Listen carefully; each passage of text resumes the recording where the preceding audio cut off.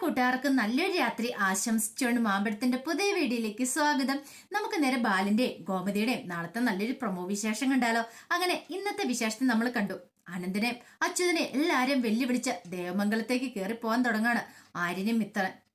ഈ സമയത്ത് ബാലൻ തടഞ്ഞു. എങ്ങോട്ടാ നീ കയറിപ്പോണേ?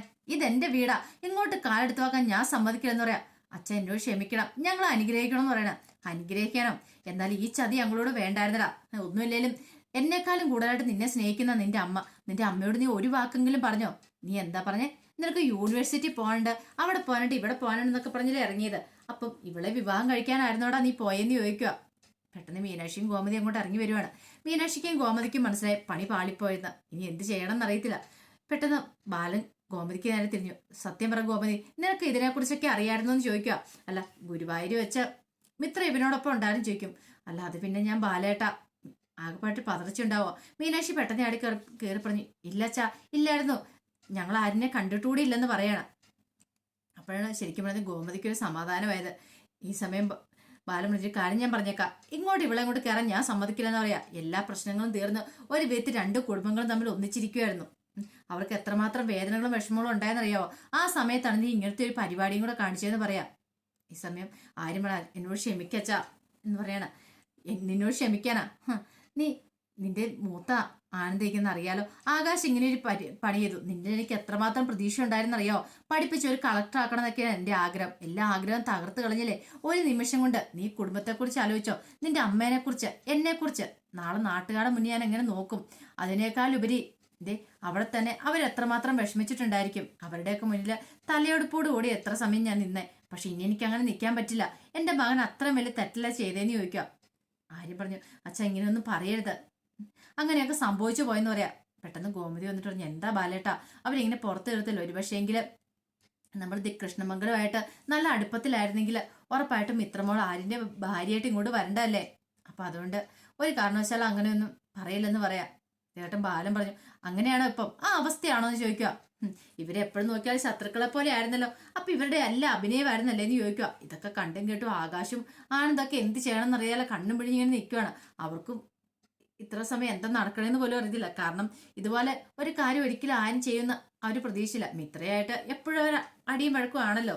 ഈ സമയം ഗോമതി പറഞ്ഞു. ഇതേ ബാലേട്ടാ, എങ്ങനെയാണ് അവളെ ഇങ്ങോട്ട് കയറ്റുക? നാണക്കേടാ ഇവരിവിടെ നിർത്തിയിട്ടുണ്ടെങ്കിൽ. അത് മാത്രമല്ല, ആര്യൻ മിത്രയുടെ കൈയും പിടിച്ച് അങ്ങോട്ടും പോയിട്ടുണ്ട്, അതോട് തീർന്നു പറയണം. ബാലൻ അമ്മിനും ബില്ലും അടുക്കുന്നില്ല. അവസാനം ആര്യം പറഞ്ഞു. ഒരു കാര്യം ചെയ്യാം അമ്മേ, ഞങ്ങൾ പോവാം, ഞങ്ങൾ ഇനി ഇങ്ങോട്ട് കയറുന്നില്ലെന്ന് പറയാം. അതെ ബാ മിത്രൻ എന്ന് പറഞ്ഞോണ്ട് മിത്രയുടെ കൈ പിടിക്കാൻ അങ്ങോട്ട് പോകാൻ തുടങ്ങുമ്പോഴത്തേനും പെട്ടെന്ന് ഗോമതി വന്നിട്ട് അതിന്റെ കൈ പിടിച്ചിട്ട് പറഞ്ഞു. മോനെ, അച്ഛൻ അങ്ങനെയൊക്കെ പറയും. അച്ഛൻ അപ്പോഴത്തെ ദേഷ്യം കൊണ്ട് പറയുന്നതല്ലേ, മോൻ പോവരുത്, ഈ അമ്മേനെ ഓർത്തിട്ടെങ്കിലും പോവില്ലെന്ന് പറയണം. പിന്നെ ഗോമതി നേരെ അകത്തേക്ക് അങ്ങോട്ട് കയറി പോവാ. അകത്തേക്ക് പോയിട്ട് ഒരുക്കി വെച്ചിരുന്ന വിളക്കൊക്കെ എടുത്തിട്ട് അങ്ങോട്ട് വരുവാണ്. ഈ സമയം ബാലൻ ഗോമതിനെ നോക്കൂ. ഗോമതി പറഞ്ഞു. എന്താ ബാലേട്ടാ, അവനിങ്ങ അകത്തേക്ക് കയറട്ടെ, അല്ലെങ്കിൽ തന്നെ ഇനിയിപ്പം മിത്രമോൾ എങ്ങോട്ട് പോകാനായിട്ടാ? അവൾക്ക് എവിടെയെങ്കിലും കയറി ചെല്ലാൻ പറ്റുമോ? അവളുടെ വീട്ടിലേക്ക് കയറി ചെല്ലാൻ പറ്റുമോ? ആരിനെ കല്യാണം കഴിച്ചെന്നും പറഞ്ഞുകൊണ്ട് ഇനിയിപ്പോൾ അത് പ്രശ്നമാകത്തില്ലേ? ഇനിയിപ്പോൾ ബാലേട്ടന്റെ പ്രശ്നം ഇവന്റെ പഠിത്തമാണെങ്കിൽ ഇവനും പഠിക്കാൻ പൊയ്ക്കോട്ടെ, അതിന് കുഴപ്പമൊന്നുമില്ലെന്ന് പറയാം. ഇതോടൊപ്പം ബാലൻ പറഞ്ഞു. ഇനിയിപ്പം ഞാനായിട്ട് ഒന്നിനും തടസ്സം പറയുന്നില്ല, എന്താണെന്ന് വെച്ചാൽ ആയിക്കോളാൻ പറയാണ്. അങ്ങനെ മിത്രയുടെ വിളക്ക് കൊടുക്കുവാണ് ഗോമതി. മിത്ര വലുതുകാലം വെച്ച് അകത്തേക്ക് കയറുക. അകത്തേക്ക് കയറി കഴിഞ്ഞിട്ട് മിത്രയ്ക്ക് വല്ലാത്ത ടെൻഷൻ. അച്ഛനും അമ്മേനെ കണ്ടേനും ടെൻഷൻ, അവരുടെ മുന്നിൽ നാണം കിട്ടും നിൽക്കുന്നൊക്കെ ഓർത്തിട്ട്. അത് മാത്രമല്ല, സ്വർണത്തെക്കുറിച്ച് ചോദിച്ചു. സ്വർണം എടുത്തെടുത്ത് കൊടുക്കാനാ? അതാ മിഥുൻ ചതിച്ചോണ്ട് പോയില്ലേ, ഇനിയിപ്പോൾ അവനെ കണ്ടു കിട്ടുമെന്ന് തോന്നുന്നില്ല.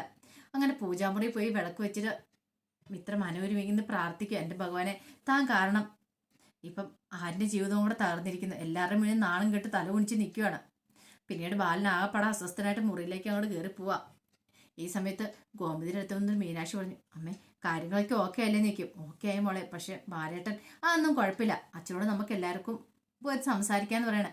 അങ്ങനെ എല്ലാവരും കൂടെ നേരെ ബാലിൻ്റെ അടിയിലേക്ക് ചെല്ലുവാണ്. ബാലൻ ആരെയും മൈൻഡ് ചെയ്യാൻ നിൽക്കുക. ഈ സമയം ഗോമതി പറഞ്ഞു. അവനൊരു തെറ്റുപറ്റി പോയതല്ലേ, അതുകൊണ്ട് ക്ഷമിക്കാൻ പറയണം. ക്ഷമിക്കാനാ ഞാൻ അവനോടാ? അതെ, ഇത് കുട്ടികളെയല്ലേ ഈ കല്യാണം എന്ന് പറഞ്ഞാൽ. അറിയാലോ, ഒരു ജോലിയില്ല, വരുമാനമില്ല, അവൻ പഠിച്ചുകൊണ്ടിരിക്കുന്ന പ്രായം. അവൻ എങ്ങനെ ആ പെങ്കൊച്ചിന് തീറ്റിപ്പോരുമെന്ന് ഓർത്തായിരിക്കുന്നത്? അവന് തുടർന്ന് പഠിക്കണ്ടേ? ആ പെങ്കൊച്ചിന്റെ പഠിപ്പും മുടങ്ങില്ലേ? അതിനെക്കുറിച്ചൊക്കെ വല്ല ഇവന് ചിന്തയുണ്ടായിരുന്നു ചോദിക്കാം. ഇത്രയും കാലം ഞാൻ എല്ലാവരോടും അഹങ്കാരം പറഞ്ഞുകൊണ്ടിരുന്നു. എൻ്റെ മക്കള് ഞാൻ പറയുന്നതിനപ്പുറം പോകത്തില്ലെന്ന്. ഇപ്പൊ എനിക്കൊരു കാര്യം മനസ്സിലായി. എന്നെ കടത്തി വിട്ടുന്ന എൻ്റെ മക്കള്, അതുകൊണ്ടാണ് ഇങ്ങനെയൊക്കെ സംഭവിച്ചേ. ഒരിക്കലും എൻ്റെ മക്കളൊന്നും വഴിവഴിച്ച് പോകലെന്ന് വിചാരിച്ചു. ആകാശ് ആദ്യം ഒരു പെണ്ണെ വിളിച്ചോണ്ട് വന്നു. അത് ശേഷാണ്ട് ഇപ്പൊ അടുത്തയാളും. ഇനിയിപ്പം വിളിച്ചോണ്ട് വരാത്ത ഒരാള് ആനന്ദ് മാത്രമാണ്. അവനാണെങ്കിൽ ഏറ്റവും മൂത്ത അവനാണ് താനും. ഈ വിഷമങ്ങളൊക്കെ എനിക്ക് വേറെ ആരോടും പറയാൻ പോലും പറ്റില്ല. നാളെ തൊട്ട് ഞാൻ പുറത്തേക്ക് ഇറങ്ങി കഴിയുമ്പം എല്ലാവരും എന്നെ നോക്കി കളിയാക്കി ചിരിക്കും. കല്യാണത്തിന്റെ തലേദിവസം അല്ലേ പെണ്ണിനെ അടിച്ചു മാറ്റിക്കൊണ്ട് എന്റെ മോയൻ പോയെന്നും പറഞ്ഞോണ്ട് പെട്ടെന്ന് ആനന്ദം കൂടെ വന്നു. അച്ഛൻ എന്തൊക്കെയാ പറയണേ? ദേ ഇങ്ങനെയൊന്നും അച്ഛൻ ചിന്തിക്ക് പോലും ചെയ്യണ്ട. പിന്നെ എന്റെ കാര്യത്തിൽ അച്ഛന് ഒരു ടെൻഷനും വേണ്ട. ഈ സമയം ഗോമതി വന്നിട്ട് പെട്ടെന്ന് പറഞ്ഞു, ആ കൈനോട്ടക്കാരി വന്നിട്ട് പറഞ്ഞു കല്യാണം നടക്കുമെന്നല്ല പറഞ്ഞേ. കല്യാണം നടന്നല്ലോ, പിന്നെന്താ കുഴപ്പം? അതിപ്പോ ആനന്ദിന്റെ അല്ല, ആന്റെ കല്യാണം വന്നല്ലേ ഉള്ളൂ. പിന്നെ മിത്രമോള് നല്ല കുട്ടിയല്ലേ, എനിക്കറിയാലോ അവളെ. അതുകൊണ്ട് ആ ഒരു കാര്യത്തിൽ ടെൻഷൻ വേണ്ടെന്ന് പറയാം. പെട്ടെന്ന് ബാലൻ പറഞ്ഞു, എനിക്കറിയാം ഗോമതി, എത്രയാന്ന് പറഞ്ഞാൽ നീ നിന്റെ വീട്ടുകാരുടെ ഒപ്പം അവരുടെയൊക്കെ ഒപ്പം നിൽക്കത്തുള്ളൂ. പക്ഷെ എന്റെ മാനസികാവസ്ഥ നിന്ന് ആലോചിച്ച് നോക്കി. ഇത്രയും കാലം ഞാൻ ഉയർത്തിക്കൊണ്ടുവന്ന എൻ്റെ അന്തസ്സ അഭിമാനം ഒരു നിമിഷം കൊണ്ട് തകർന്നുടഞ്ഞു പോയില്ലെന്ന് ചോദിക്കും. അതൊന്നും കുഴപ്പമില്ലെന്നേ, എല്ലാം ശരിയാവും എന്ന് പറയുവാണ്. പിന്നീട് എന്ത് ചെയ്യണമെന്ന് അറിയത്തില്ല, വല്ലാത്തൊരവസ്ഥയിൽ ആര്യനാണെങ്കിൽ ആരോടും തുറന്നു പറയാൻ പോലും പറ്റുന്നില്ല. കാരണം ഈ വീട്ടിൽ ആരുടെയും പറഞ്ഞിട്ടുണ്ട്, അതോടുകൂടി തീരും. ആകപ്പാടെ പറയാൻ പറ്റുന്ന മീനാക്ഷിയോടും ഗോമതിയോടും മാത്രമാണ്. അങ്ങനെ രാത്രിയായി കഴിഞ്ഞപ്പോൾ നേരെ ആര്യൻ ഇങ്ങനെ പുറത്തിറങ്ങി നോക്കി നിൽക്കുവാണ്. ആര്യന് മുറിക്കകത്തേക്ക് കയറിപ്പോലും പോകാൻ തോന്നിയിട്ടില്ല. ആ സമയത്താണ് കൂടെ ഗോമതി ആയിരുന്നേ. ഗോമതി എന്നിട്ട് ചോദിച്ചു, എന്താ മണി നീ ഇവിടെ നിൽക്കണേന്ന് ചോദിക്കേ. ഒന്നുമില്ലമ്മേ, ഞാൻ കാണാൻ നിനക്ക് ബുദ്ധിമുട്ടായല്ലേ, എനിക്ക് വേണ്ടല്ലേ നീ ആ ത്യാഗം ചെയ്തേന്ന് ചോദിക്കും. എന്ത് ത്യാഗം? അല്ല, അവളുടെ കഴുത്തിൽ താലി ആർത്തിയത്, അതാണോ? അതൊന്നും കുഴപ്പമില്ലമ്മ എന്ന് പറയണേ. എനിക്കറിയാടെ മോനെ, ഞാൻ നിന്റെ ജീവൻ നശിപ്പിച്ചെന്ന് നിനക്ക് തോന്നുന്നുണ്ടോ?